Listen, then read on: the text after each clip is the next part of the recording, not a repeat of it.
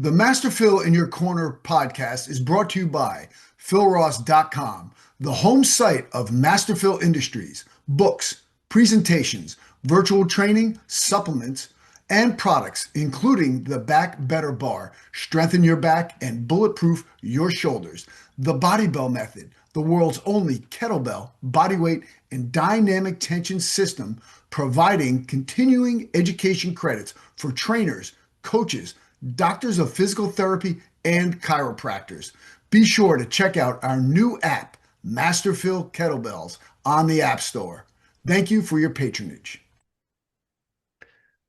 Greetings and welcome to another episode of Master Phil in Your Corner. This is episode number 157, and our special guest today is Dr. Sean Altman. And Dr. Altman has a method called the Altman Method, and it's a holistic approach to pain, health, wellness. Dr. Altman, welcome to the show. And hey, tell everybody a little bit about yourself. So, my passion for health and wellness and addressing pain has come up from my own struggles. I grew up playing ice hockey. I had multiple injuries, played even at a collegiate level.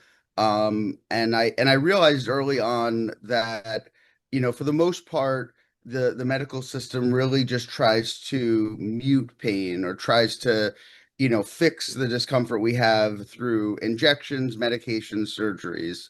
And there were times where I was told just to stop playing and rest and it would get better. And I realized that didn't work. Nope. And then there were times where I was really told that they had no idea why I was still having pain because the imaging or the labs didn't find anything. And that's what really, inspired this process that I've developed over the past 15, 20 years, of really looking for the root cause of someone's pain. Let's let, Um, let's roll back a little bit before we mhm, get too deep into this, sure. because you hit on a actually very specific nerve here. Because as you know, I was told when I was 16, I sustained a back injury in football, broke three vertebrae in my back, that I'd never play competitive sports again. And how many people are being told this? I mean, I didn't take no for an answer, and I wound up being a Division I recruit after strength training and mobilizing my back properly. And it spurred me into what I'm doing now currently. We have very little similar paths here, but what did they say to you? And then how often are they saying this to kids and just destroying their lives and having them go to a sedentary lifestyle as opposed to being active? And the other thing that I would like to address too is the fact that it seems like a lot of our medical treatments are based around just pain management, not really getting to the root cause, whereas a holistic method would address the root cause better. Absolutely. No, I mean, you're right on the money. I mean, we are, from a young age pushing kids, athletes, to push as hard as they can, and then they hit, these injuries and they have trouble recovering, and then we're not really helping them to figure out, the root cause or the underlying problem behind these injuries. And very often, it's things that we can identify in the gym, things like overtraining, muscle imbalances, improper movement patterns that eventually lead to an injury. It could be a traumatic injury, like say a trip or a fall, or even just like tendon irritation, inflammation, tendonitis, tendon rupture. I mean, we see even at the professional level, people hurting themselves with just like the wrong step. But it all starts with, the appropriate training process and really looking at the big picture of how a person's body is moving, and if it's moving improperly, addressing that as well. So that's really what my method and my approach, comes down to is, looking at the body, looking at the structure as a whole. How is it moving, properly? How is it moving improperly? Then looking deeper at the chemistry, how is our body functioning on a chemical level? So that's lab work, Hmm. hormones, various levels. Is there something interfering with our inflammation, our healing process? Then we move on to the nervous system. Everyone talks about how important the nervous system is when we're under a lot of stress, and this could be exercise or athletics. Hmm. Our nervous system can become upregulated, where our heart rate, our blood pressure, our inflammation, our pain are all amped up, which works during, activity, to help us lift a tremendous amount of weight or throw a ball really fast. But if Hmm. it's too upregulated, now we can't calm down. Now we can't de-escalate. Now we're not sleeping well. We're not recovering well. We're not able to heal well. Um, and lastly, there's energy. So that's the energy flowing through our body, our mitochondria. How accessible is energy? Are we putting the right building blocks in our system? From a gut standpoint, like, is our diet clean enough? Are we putting good energy in? Or are we eating fast food all the time, or things that are going to really inhibit our ability to use that energy and recover, athletically, or even from any injury or illness. And when you start to look at all of that as a whole, as a big picture, it becomes really obvious why people will struggle with an injury to get better. Because it's some deficiency in one of those four systems. Once we identify it, we can plot a plan out. We can just start really attacking it, really going after it head on. And then all of a sudden, a condition or an injury that, we're told is not healable, or, is going to keep us out of a particular activity, that becomes a falsehood. And I have seen just some amazing things in my time, and I hope to continue to see more and more. I call them miracles, but really it's just reaffirming the capability, what the human body is able to do. You hear about people with spinal cord injuries walking again. Yes. You hear about, people with horrible Achilles injuries getting back and winning a marathon. Like, all of these things are possible if you're able to treat the person as a person, Hmm. treat the whole person, not just treat the injury. If you're just treating the individual issue and you're trying to keep the pain down, and you're not trying to look into the long term of how that body works, then that person is going to be limited in terms of how well they respond. Wow, I've written myself a few notes. You probably tell I was looking down, doing a couple of things here. Let me go back to the first one, was the movement patterns. Are you versed in the functional movement screening, FMS at all? Yes. Okay, Yes. So cool. I'm trained in FMS and SFMA, which is the Yes. provider level version. Yeah. And then, I use that as a screening tool to identify potential imbalances that exist. And then I take it a step further. So when people have chronic pain, there's often muscle imbalances. And by muscle imbalances, for those of you who don't understand what I'm saying, is basically, Yeah, why the don't we roll muscles it back? So some of these one people do on not one know. side of a joint are going to be stronger than the other side. And if you think about, say a joint, like, let's talk about the knee and, the hamstring and the quad. So Hmm. if the pull is unequal, there's going to be more pull on one side of the joint than the other. It's going to make you much more likely to have an injury. Yeah. So what we have found, and the knee is a perfect example. So in the presence of pain and inflammation, the body will automatically inhibit muscle activity. So with as little as 1 cc of inflammation in your knee joint, the VMO, which is the inner quad muscle, shuts off an average of 40%. It's like a reflexive response. You have no control over it. And this happens all over the body. So with my patients, the idea is identify the imbalance, correct whatever inflammation or process is going on, and then get that muscle turned back on so that they can start firing it and using it in the right way, in those functional movement Mhm. patterns, to correct the imbalances. Yeah. But that understanding of that the body is doing this is really powerful, because I know many of you in the process of training have probably felt like no matter how hard you push and try to strengthen a particular area, you hit a wall. And often that's because the body is inhibiting muscle activity. The body's holding you back. And there are ways to just to lift that block to get the body to fire it. And it's pretty remarkable what the body can do. I have patients where I use what's called a handheld dynamometer. So it's Mhm. basically a strength testing tool. It Yeah. measures the newtons or the force, the foot pounds of torque, that you exhibit from a joint. Mhm. And I have patients where their strength will literally double from the beginning to the end of a session. Yeah. Not because they've like suddenly like gained muscle, but because we've allowed the brain and the nervous system and the nerves coming off of the nervous system to completely fire that muscle where they were previously holding themselves back. Well, strength is a skill. It is absolutely. Yeah. Many people don't realize that notion or embrace that notion, but strength is a skill. The body has to learn through accessing the proper motor neuron paths and recruiting more of them in order to accomplish a task. So strength is a skill that's learned on a neurological level, just not just by putting on mass or bulk.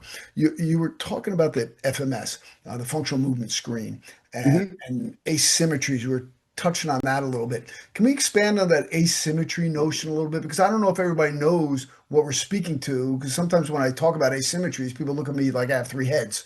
Like, what are you So talking we're talking about, right versus left, upper versus lower body, that there's, then more than a certain, degree of difference between the two sides.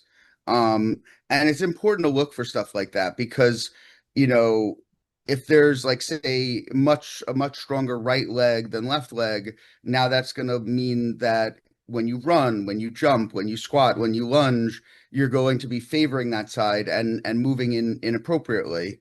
And looking at the body as a complete structure, it's not just the leg that affects. It'll affect the spine. So if you're, say doing a squat and you're leaning more toward the right side and you do that under a heavy load, this actually happened recently with a patient of mine about? where he was trying to max out on his squats. And, we identified after the fact he had a disparity between his right and left leg. So he was doing a very high barbell squat. I think, something like 375, 400 pounds. And Hmm. he was leaning too far to the right while he was doing it. And he pinched a nerve in his lower back Sure. because of that asymmetry. So, this is a great example of like identifying the cause. So he ended up with a back injury, but his back injury was not because of his back, it was because of a lower body imbalance, namely that his right leg, especially his quad, was more developed than his left. So as a process of like getting him better, we obviously need to get the back better, but then we need to Mhm. address the reason for the back injury to begin with, Yes. which is the imbalance between the two legs. We're- And that's where traditional medicine will just completely miss that. Yes. If he went to, instead of seeing me, if he went to like say the neurosurgeon, they would have been talking about doing an injection in his spine. They Hmm. would have Hmm. talked about putting him on a course of steroids, and would not have had any effect on his training strategy or even preventing something like this from happening again. So it's important that anyone you see that, you kind of hold them accountable. Hmm. That's I call it like a medical team audit. So when you're getting treated or just getting evaluated for an injury, you're whoever you're seeing should be able to tell you why that injury happened, Yeah. and explain the underlying source of it. And if they can't, and they're just trying to give you options as to how to get rid of the pain, they're not really interested in you getting better. They're just interested in you not complaining about it. Yeah. Well, the things they focus on the symptom, not the cause. Right, And this is exactly. yeah, this is the thing that we really have to get out to people that yeah, sure, we don't want anybody to be in pain, but that's you're just going to get that pain back again. You have to have a good quality movement. You have to have balance. And the thing is that you have to understand how the body works and how what each joint needs. I mean, if you go starting at the bottom and go all the way up, between the feet wanting stability, ankles mobility, knee stability, hips mobility, so forth and so on. If you have something going on in one joint, it could affect the one above and below, or maybe both. Yeah, and you have to look at those joints because if you don't, you're often missing something really significant. Yes. Um, you're absolutely right. And even and the spine's the same way. Yeah. Yeah. You could have an injury, at L4, L5, L5, S1, but then, you want to look at the levels above and below because Yeah. there's often a relationship with those. Oh, yeah. Um, Yeah. and I think there's this gap where trainers and people who are more versed in things like FMS and SFMA, they get it, but then that's not necessarily trickling into the traditional medical system. No. So, that's why I'm such a proponent of getting out there, educating the public, educating providers, Yep. getting them to look at the body, as one complete unit, as instead of looking at it as individual parts. There's this concept called biotensegrity. I don't know if you've heard of No, I have not. biotensegrity. Yeah, please. So it basically tensegrity is a principle in architecture that Mhm. they use to basically conceptualize how a bridge is held up with all of the guy wires, Okay. Yes. Right. and the supports and the struts and all Mhm. that. Yeah. And they obviously they make calculations to make sure that the bridge won't collapse. You and I were on the East Coast, we can relate that whoever was doing the math for the Tappan Zee Bridge, maybe they didn't do the math properly because it Yeah. started to. So our body works very similar that way. We've got our main structures, which are our bones, but then coming off of the bones, we've got connective tissue, ligaments, muscles, tendons, all of these things that attach from joint to joint, and they all hold us up. Yep. And, if you start to think of the body in that way, if you start to clip or cut or thin out certain areas, now that structure starts to tilt. It doesn't move the right way. It doesn't, it's not being held up the right way. I think about as a kid, we used to play Jenga, Yeah. and if you pull out I love enough, that game. yeah, you pull out enough pieces and all of a sudden it starts to topple over. And our body works very similar to that. So, instead of looking at the one spot that's tipping, you got to look at the whole structure and see, okay, where can I fill in to make this a more solid foundation so that we can add more complex movements, more challenging movements, and not be at risk of everything toppling over. It's funny. Conti, and I'm the CEO of FitFix Now. I love the back better bar. It has helped me with mobility, flexibility, and just overall feeling great with my back and my posture. Check it out. Hi, my name is Angelica, and I'm going to show you what the back better bar does for you. I was in excruciating pain yesterday, and I went to Master Phil, and he just saved me. I couldn't even walk. I was in so much pain. We did some exercises, and oh my gosh, I cannot tell you, I cannot recommend this enough. Go to his classes, go to his channels, and get better relief. I use the back better bar to support my posterior chain, my spine, and my shoulders. As a fitness professional, it's important for me to keep my back in a great position and alignment. Also, in my profession as a therapist, I'm sitting a lot. So in between sessions, I can take it, use it, and really open up my spine for better mobility, alignment, and flexibility. Impressed me. So I have all these Yeah. different videos up, and he's like, "Well, what do you have against bench press?" And I go, "Do you bench anymore?" He goes, "No." I go, "Why not?" He goes, "My shoulders are shot." I go, "You just answered the question, didn't you?" So, the thing is that it's better to look at the body as a whole when you're working and focus on the movement patterns. So this is what you're doing. It sounds very synergistic with what I'm doing on the strength and conditioning aspect. Absolutely. And I'm a big fan of, specialization. So, adapting someone's strength training program to their specific goals, Yeah. So who needs to have a good bench press is a linebacker. a There you football go. player, Right. because that's the motion that they need to do. I have no Anyone respect. else, that's not necessarily a functional movement. No. You know, if I'm working with a runner, the muscles that are most important for a runner are your calf and your hamstring, because Mhm. that's where you get your propulsions, that's where you get your speed, and that's how you slow yourself down. So those are the muscles we're keying in on. If I'm working with a pitcher, then we're working on shoulder strength and stability. I think the goal of training is overtraining. The goal of a training program is to over prepare yourself for the things that you want to do, the activities you want to do, so that you can do those activities without risk. Yes. So that's really how I think a proper training program should work. Mhm. Is it should be based around what do you want to do. So if you're younger and you want to run and play pickleball and tennis and have agility, then you need a program that emphasizes strength but also speed and agility. Yes. If you're someone who's older who's working on more balance, then you need something that emphasizes more coordination, Mhm. and a little bit of power to, like, say, get out of the chair, go up and down the stairs. So it just I think there needs to be more specialization, and customization to the program. Customization. Yeah. You Yeah. know, Customization. one of the, so I work a lot with athletes,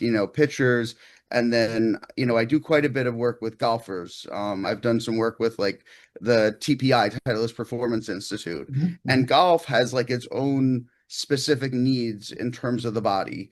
There's a specific amount of rotation, mobility needed at each joint, and control and strength needed at each joint to swing the club properly. Right. And if you don't have that, you're going to cheat and compensate, and then you're going to develop an asymmetry in your swing, Mhm. um, which is going to most likely lead to some sort of injury.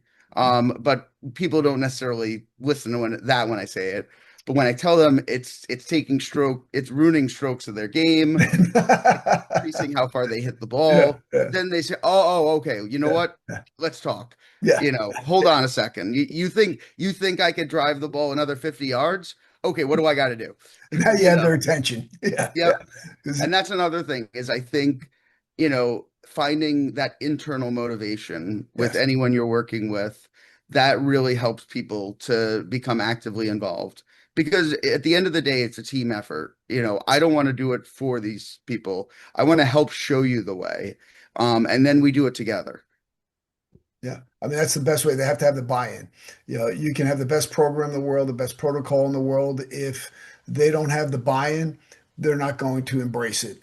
But once they embrace it, watch out because they'll improve dramatically. So I want to ask you also about these scans that you're doing. So we know we put them through movements with FMS, and I'm sure you have some other movement tests as well. But now, what are these scans that you're doing? Are they full body scans? Are there brain scans involved? How are Sure. you So checking for neurologically? So I have a number of diagnostic approaches that I do. Mhm. So first off, for, like, individual joint level issues, I do dynamic ultrasound. So ultrasound imaging, where you can visualize that particular joint, you can have the person move that joint, and you can see what happens to it when it's in motion. Yeah, And that picks up on things often that even an MRI might miss. So let's say, like, someone has an issue with their shoulder, right. but they don't have shoulder pain at rest. They have shoulder pain when they're above 90 degrees. So if we want to know what's really happening to the shoulder at above 90 degrees, we want to image the shoulder at that angle where it's hurting. And then we can identify, okay, you have shoulder impingement Right. on this structure. There's a slight tear in that structure.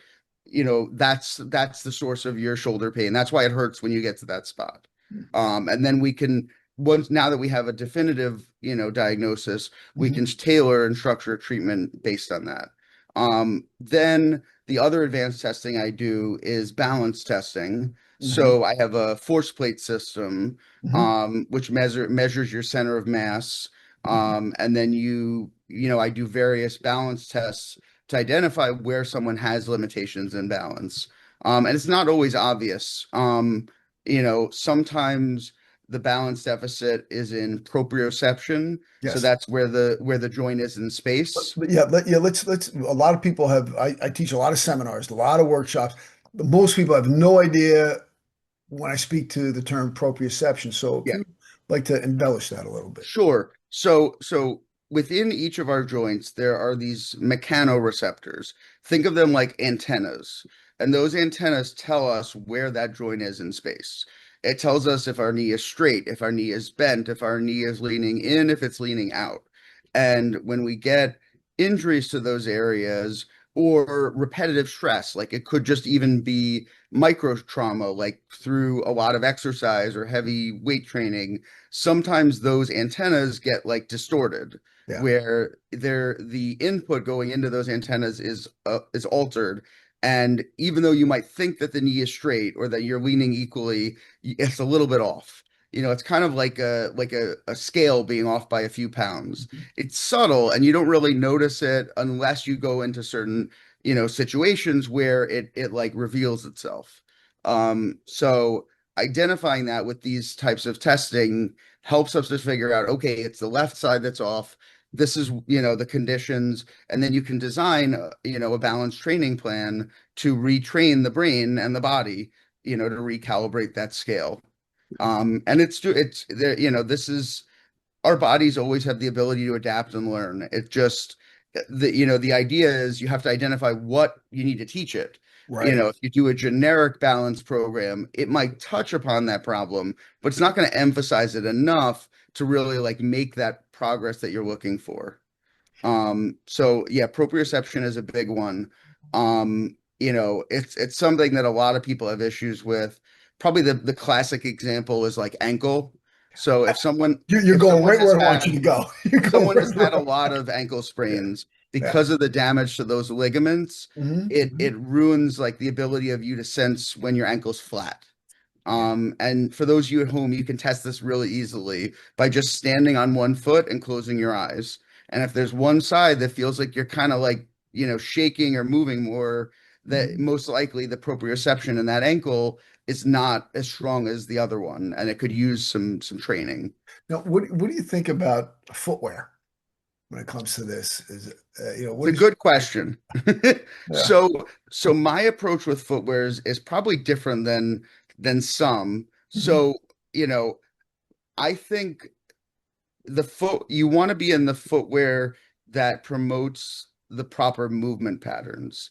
Okay. And it depends on the person. Some people have flat feet and they need arch support. Some people have high arches and they need less arch support. Um, I'm not a minimalist shoe person. Mhm. I think that you can get the same quality of, training the foot and all of that in by just doing exercises a few times a week Mhm. without a shoe, Mhm. and get that foot training outside of the shoe, but then still absorb and cushion your joints and, preserve the joints, outside of those exercises. Yeah. I think that for a small portion of the population that has really good, like the perfect foot, perfect arch, all of that, the minimalist, all of that, like that works well. Mhm. But for the rest of us, having that cushion in our shoe is Mhm. not a bad thing. It's going to help our joints age slower. So Mhm. it's going to slow down the progression of arthritis. It's going to help us with longevity in terms of exercise and training. But you need to have the right movement patterns when Right. you're in those shoes. So if the shoes are too supportive or if the arch is too high and it's causing you to move in the wrong patterns, now we have a problem. Yeah. Now the shoe is more of a hindrance than helpful. Yeah. The thing is, if you support something too much, it becomes weak. Hmm. Yeah. So you have to train it. I mean, Exactly. that's yeah, that's something I found. Look, I'm primarily minimalist on it, but I wear regular shoes, and Hmm. when I trail run, I'm wearing my cushioned shoes. I'm Yeah, not running on the trails with barefoot. That's a good way to destroy my feet. exactly. Yeah. So but as long as the form is there, you know, it that's not going to affect you negatively. No, no. That's just it's being safe and protecting your body. Yes. Um, and then from the balance standpoint, there's one other thing that we identify that could be an issue in people, which is the vestibular system. So this is the brain's perception of where your head is in space. For those of you who have ever had vertigo or the spins, if you've had too much alcohol, um, this is the part of our brain that tells our body where it is in space. And this is something that's very often missed. And you might have an issue with this if you have a history of allergies and you have pressure in asymmetrical, uneven pressure in your ears or your nose. You can have it if you have a history of head injuries. Like I, for instance, have a history of concussions that has led to some vestibular compromise, which I've had to retrain. So, it's important to identify in the balance testing if that is playing a role, because that's a different type of balance training also. Yeah, And that's where, getting all of these metrics and testing is so valuable. what about tinnitus? Because I mean, I've had a few concussions myself with 9 years of football, Division I wrestling, Yep. kickboxing. Yeah, so I've had tinnitus for gosh at least 11 years, 10 years, and one of my ears. And now, can that affect your balance? Yes. And Most how do you likely, get rid of it? well, that's a tough one. Yeah, So tinnitus, things like tinnitus, vertigo, migraines, they're a lot more complex than like something like back pain. right. There's a lot of structures in that area that can be the source of that problem. Like tinnitus could be coming from the brain. Yes. The nerves that innervate the ears and the ear canals can be misfiring and creating that sensation. Yeah. It can be coming from inside of the ear, the inner ear, the middle ear, the outer ear.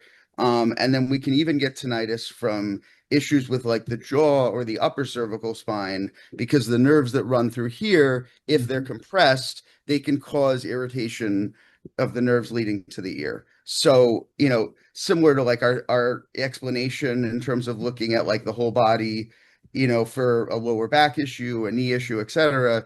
Something like tinnitus, we have to look at like that whole upper head neck area, and start ruling in and ruling out to figure out where it's coming from. But in a lot of cases that it is treatable, the challenge is figuring out where it's coming from. And there really are no good medications out there to treat tinnitus, and if there were, I wouldn't recommend them anyway, because you're not doing anything. But this is where a thorough examination and even history taking can be helpful. And this is a good thing for anyone suffering from a chronic issue, is keeping a pain journal can be one of the most helpful things you can do. Because it allows you to track patterns that might exist with regard to those symptoms. What makes it better? What makes it worse? And then you can use that to help, whoever you're seeing, get to the bottom of it, figure out, the right tests, the right things to look into to ultimately find the root. And it also, yeah, I think from like a psychosocial standpoint, makes you feel a little more involved in the process. Yeah. Instead of you being on the sidelines and, asking your doctor or provider, whoever, all right, I got this problem, help me. What do I do? You're like, okay, I have this problem. I've been monitoring it. These are the types of things that bother it. What do you think? Yeah. And now you're having a conversation, and you're involved in the process just as much as they are. And you can work together to figure it out. So yeah, the tinnitus is a common one. We see it a lot with chronic concussions. Getting to the bottom of that can definitely help. And there's ways to train the vestibular system, to really strengthen it, so that it works better and it's more calibrated, just like the proprioceptive system. Right. You brought up like body chemistry.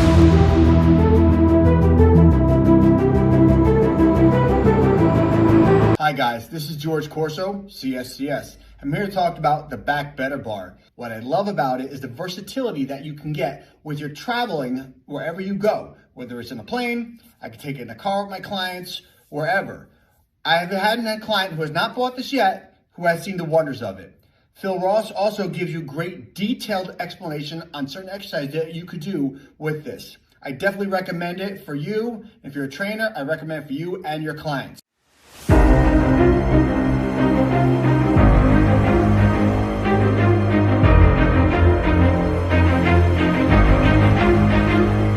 Accuracy for bone density, which is really helpful. Yeah. So, I don't use it to say like replace DEXA scans, but we use it to as a way to track it, to figure out if someone needs to, like, say, get a formal DEXA scan sooner than later. Right. And then it looks at body composition, skeletal muscle mass, visceral fat, all of these things, which are really, really important in terms of looking at your overall body health. One of the things I've become really acutely aware of is the effects of these GLP-1s on the body when someone is not following an adequate diet and doing the appropriate strength training. Yeah. Um, I've scanned a number of patients who on the exterior look great. They are Mhm. thin, they've lost 50, 60, 70 pounds. They're thrilled, they have high energy. But then you do the scan and they have lost a tremendous amount of muscle, Yes. and they still have pockets of fat, and there's still underlying health concerns. And then you go to test their strength and they're incredibly weak, Yeah. like weaker than they were, much weaker than they were before. And those are the types of things that are very avoidable if you're just able to track it and follow the right plan. So, we do some weight loss in my office. We do GLPs, but everyone is on a strict high protein diet. We rescan them every 3 months. We Mhm. make sure that they're on a strength program. And if there's any sign of muscle loss, we will pause, their treatment because, as as a bodybuilder, putting on muscle is very challenging Oh yeah. It's hard. and time consuming, especially for someone who doesn't enjoy working out. So, we certainly don't want people to lose muscle along with the weight, and then, now they have to try to put back on 20 pounds of muscle. Right. That's really hard. That's That very is hard. incredibly hard. Yes. And it's So slow. It's yeah, slow. it's slow. So the key is to do it the right way and to hold people accountable. Mhm. You have to make sure that they're living a healthy lifestyle. There Yeah. are no shortcuts to weight No. loss or to getting fit or whatever. Like you have to take care of yourself. Yep. But the great news is if you take care of your body will take care of you. And Yes. and I think a lot of you will appreciate that, and you've experienced that where you've been able to do tremendous feats of strength, athletically, physically, Mhm. and you were surprised at what your body could do and that it didn't hurt afterward. And that is a very real concept. But you have to take care of yourself. Yeah, well, one of the things that you're tapping on, and it's something I'm on actually a board with the IAC for the college, um, is behavior modification. If if the people do not embrace this behavior modification, the results are not going to be what they want. Like they're going to lose that muscle mass. They have to have a strength training regimen if you're doing this. And Mhm. what are some of the things that I know you're holding them accountable, but how do we hold them accountable? How do we stimulate that buy-in? Or is it different for every person? Because like I always say, every body is different and every body is different. So what works for one may not work for the other. So how do we go about that behavior modification aspect? I mean, it goes into that personalization aspect Huh? to finding out what their internal motivation is. Why do you want to lose weight? Well, I want to lose weight so I can go back to playing golf. I want to lose weight so that I can play with my grandkids. I want to go lose weight and get fit so I can play basketball again. And you find where their internal motivation is, and then you link these goals, you link these processes to it, so that they buy in because you're speaking through their eyes, you're speaking through their goals. and that's where the education comes in. And then from a neuro, psych standpoint, things like positive feedback are really helpful too. Saying, when you see them, you're doing a great job, like, wow, like you look stronger, great job following, the program, we're really happy with your progress. That goes a long way, in terms of reinforcing the right behaviors. Yes. Um, and we know from behavioral psychology that positive feedback is way more effective than negative feedback. Yeah. So you need to lead with the positive. People are not necessarily going to listen to you if you keep coming down on them and yelling at them about Right. things they're doing wrong. No. um you want to emphasize when they're doing things good and try to really encourage that and try to really build on it. Do you ever use the sandwich technique where compliment, correction, compliment? I found Yeah, that works pretty. absolutely. Yeah. Yeah, I mean, consciously, unconsciously, yes, Yeah. definitely. Yeah. Because yeah, you need much more of positive feedback than negative, Yeah. to get these points across. So yeah, I think for sure, if there's something I need to bring across that's negative, I definitely want to sandwich in some good with it. Yeah. Yeah. That definitely goes a long way. Now, you also were speaking about the internal motivation, the intrinsic component. And I refer to those as drivers. What's driving these people? Because, Yes. motivation is fleeting. I mean, you get motivated, you get pumped up, and then it goes down. But Hmm. what is that driver? And discovering that driver, I think, is one of the keys to behavior modification for them, uh, you know, adopting this mindset. Yeah. Uh, And adopting the lifestyle, because yeah. that's what we're trying to do. We're trying to change how they live their life permanently, helping them fall into a better, healthier lifestyle, not just going on a diet and weight training program to get to an end point and then falling off the horse. Um, and that's why we know from, historically that, extreme diets don't tend to work too well, Nope. because people are not able to stick with them. We're trying to ease people, the purpose of these GLP-1s is to assist you in learning how to eat less quantity, less frequently, to change these habits. But then you need to, at the end of the day, take that assistance and make it your own. You need to adapt and create new patterns based on it. Um, as I said before, like you need to be actively involved in this. It's not a passive, um, I had this teacher when I was, in college, who used to be like, get off the bench and get in the game. Yeah. Like you Yeah. need to be in it. You need to be involved to, and there's something great about that, because when you get that accomplishment, when you reach certain milestones, you feel like you did it. You don't Yes. feel like, someone helped you do it. You feel like, no, no, no, I was right there. I was part of this. Yeah. That also breeds self-efficacy and ownership, which is so So important. important. Yeah.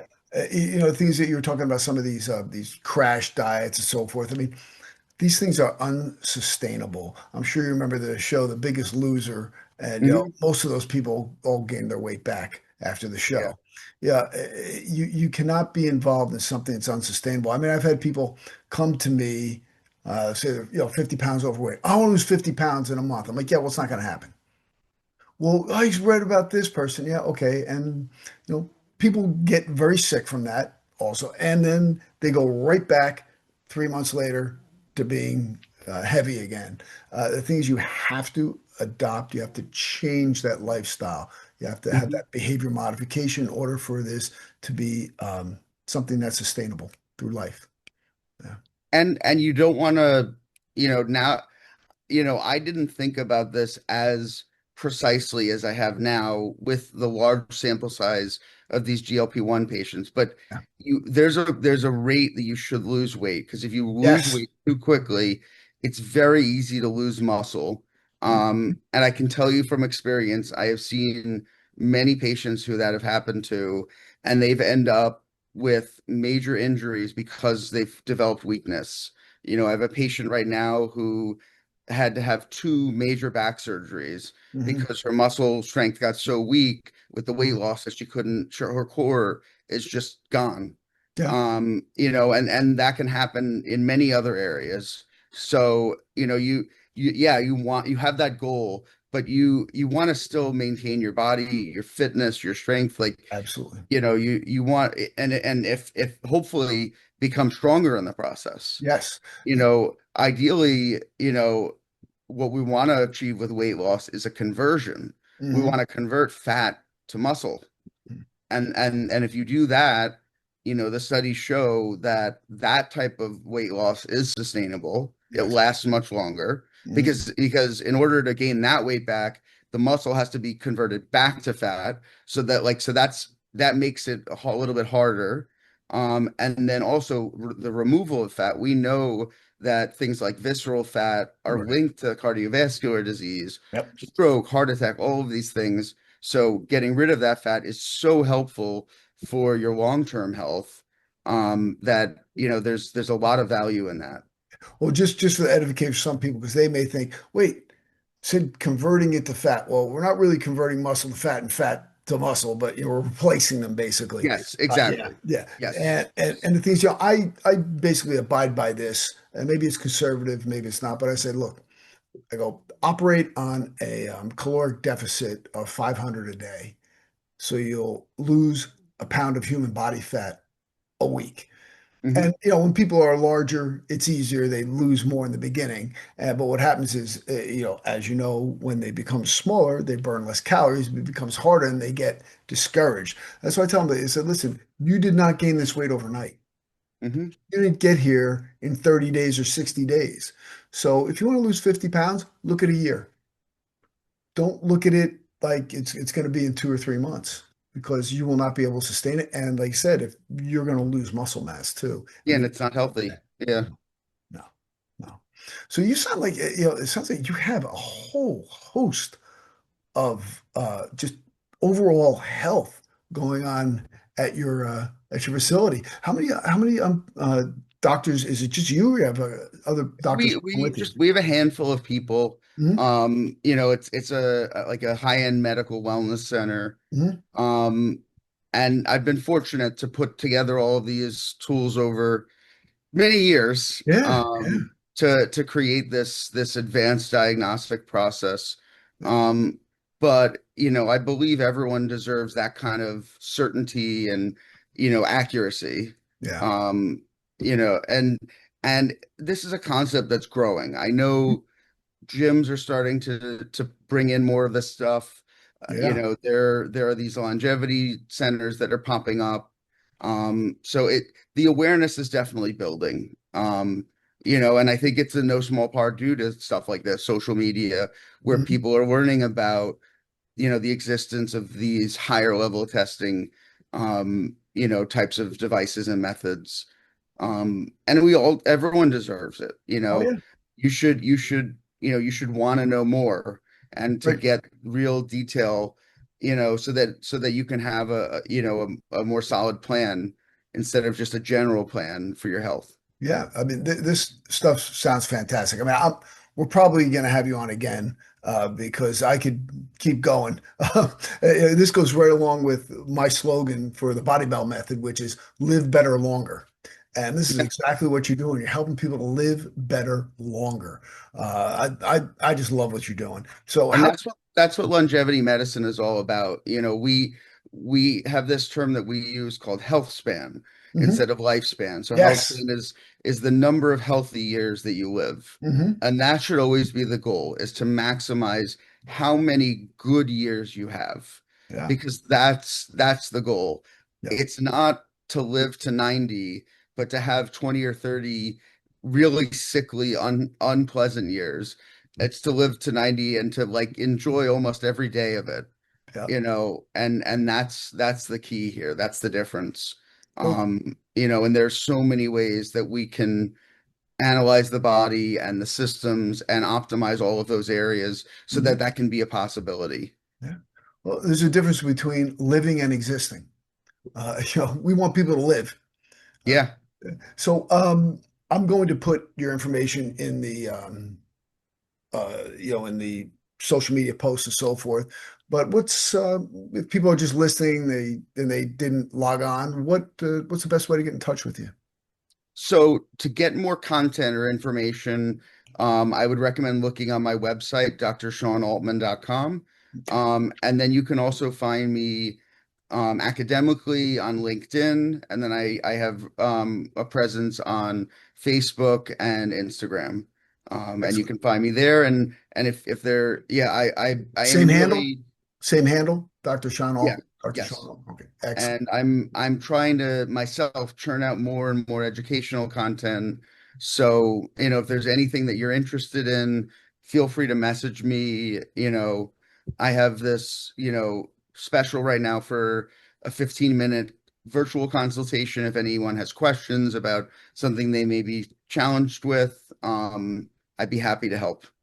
Fantastic. Well, thank you very much for coming on the podcast today.